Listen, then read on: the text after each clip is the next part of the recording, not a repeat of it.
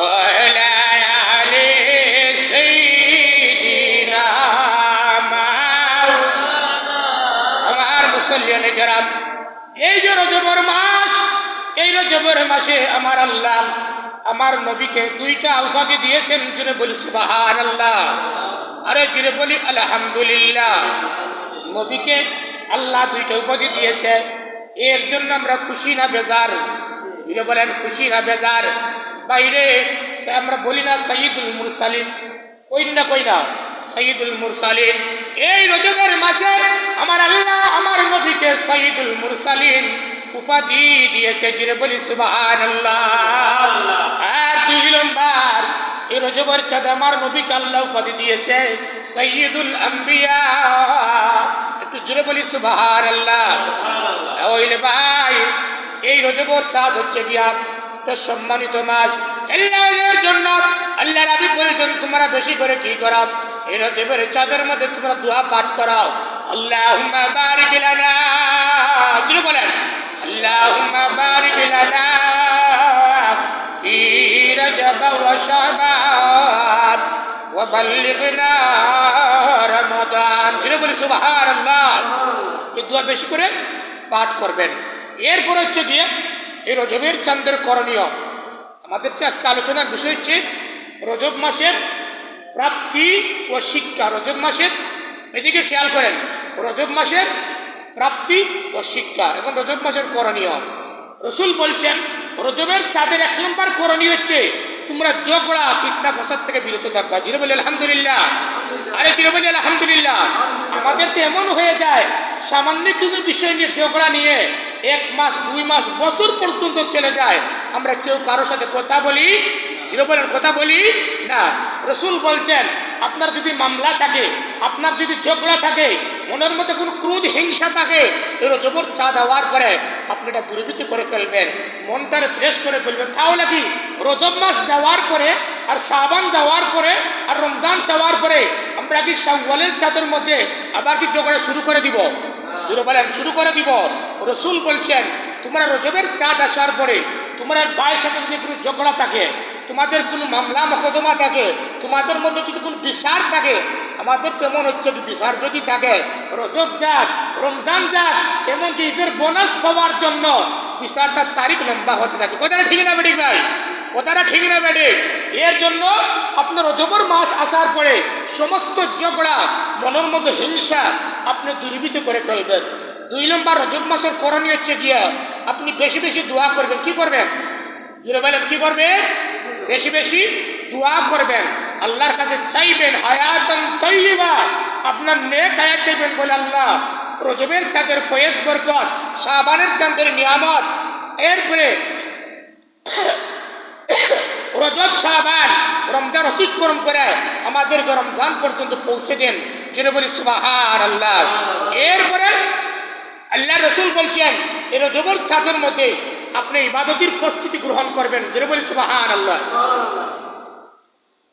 আমার মনে হয় রমজান মাস হওয়ার পরে, আমার বিশ্বাস রমজান মাস আসার পরে মুসলিমে 2-1 জন ব্যতীত সবাই তাহাজ্জুদের নামাজ আদায় করে। কথাটা ঠিক না বেঠিক ভাই? জুড়ে বলেন। সাহারি যখন খাওয়ার জন্য উঠি আমরা, আমার মনে হয় বিশ্বাস আমার মুসলিমে 2-1 জন ব্যতীত সবাই তাহাজ্জুদের নামাজ কি করে? আদায় করে। কথাটা ঠিক না বেঠিক ভাই? এক জীবনে যে তাহাজ্জুদের নামাজ পড়ে না, সারা বছর পড়ে নাই, রমজান শরীফ আসার পরে ইচ্ছা করে না হলে 4 রাকাত তাহাজ্জুদের নামাজ কি করি? আদায় করি। কথাটা ঠিক না বেঠিক ভাই? এরপর রসুল বলছেন যে তুমি এই রজবের মাস আসার পরে তুমি ইবাদতের কি করো?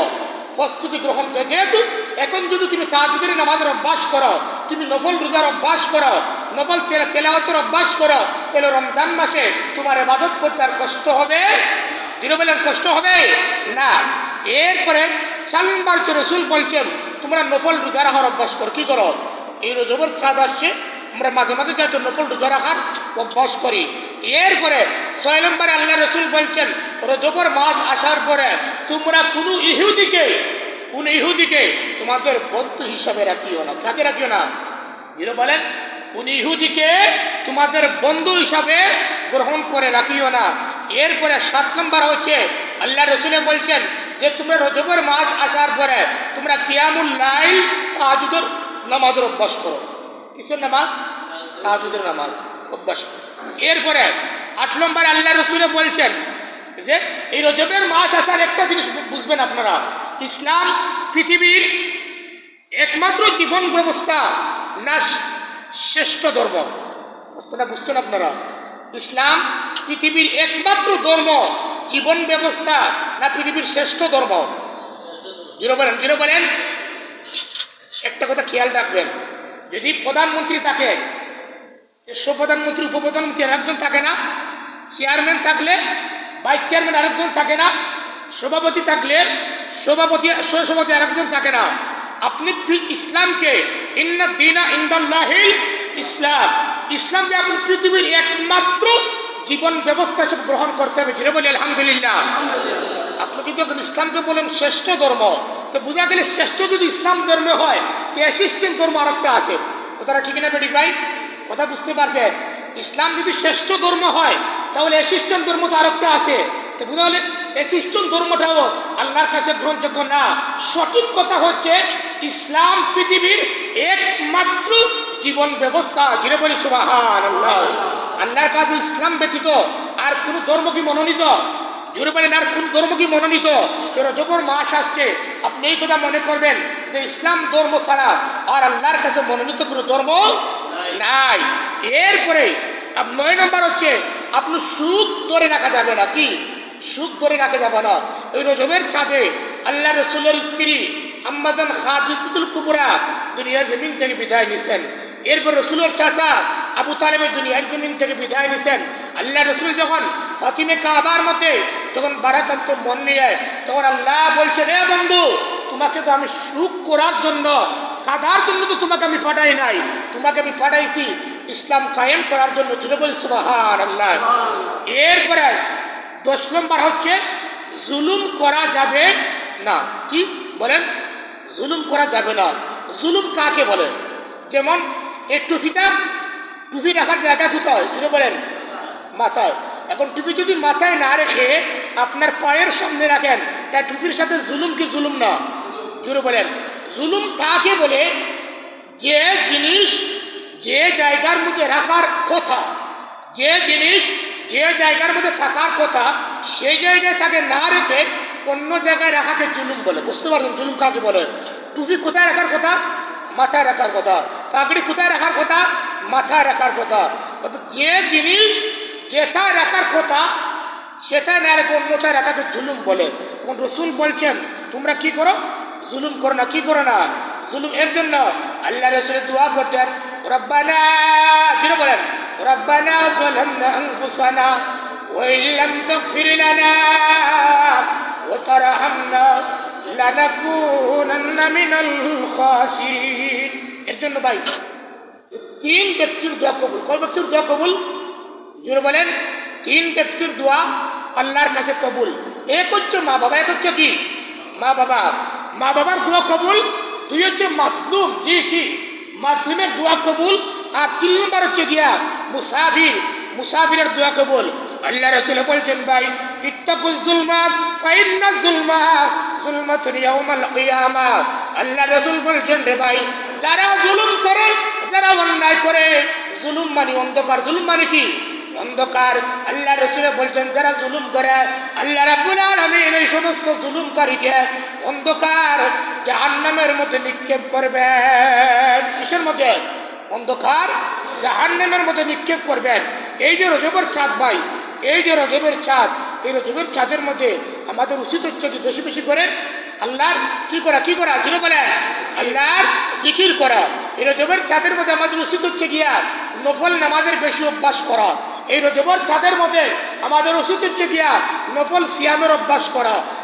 আর আমাদের ঝগড়া ফসাদ যেগুলো আছে, এগুলোর জন্য আমরা দূর করে নেই। মনের রাগ যেন আমরা দূর করে নেই। তাহলে ভাই আমরা বুঝতে পারলাম এই রজবের মাস আমাদেরকে কি শিক্ষা দেয়? 1 নম্বর ঝগড়া। 1 নম্বর কি? যেটা বলেন ঝগড়া। মনের যে হিংসা রাগ, এটা আমাদের মনের মধ্যে রাখা যাবে না। 2 নম্বর হচ্ছে গিয়া শিরিক করা যাবে না। এরপরে হচ্ছে নফল ইবাদতের অভ্যাস করতে হবে। এরপরে বেশি বেশি করে আমরা দোয়া করতে হবে। কোন দোয়া? জুড়ে বলেন, জুড়ে বলেন। আল্লাহুম্মা, বলেন বলেন, আল্লাহুম্মা বারিক লানা ফি রজব ওয়া শাবান ওয়া বাল্লিগনা রমাদান।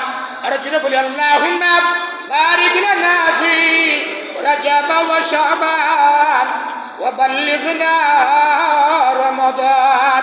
আল্লাহ রাসূল বলছেন, আপনি যদি দোয়া বেশি বেশি করে পাঠ করেন, মনে করেন আপনি রজবের চাঁদে পড়ছেন, শাবান পাচ্ছেন না, রমজান পাচ্ছেন, এর আগে যদি আপনি মারা যান, তো পরিপূর্ণ শাবানের সোয়াব এবং পরিপূর্ণ রমজানের রোজার সোয়াব, তারাউর সোয়াব, কদরের সোয়াব আল্লাহ আপনার আমল নামার মধ্যে নসিব করে দিবে। যেটা বলি সুবহানাল্লাহ।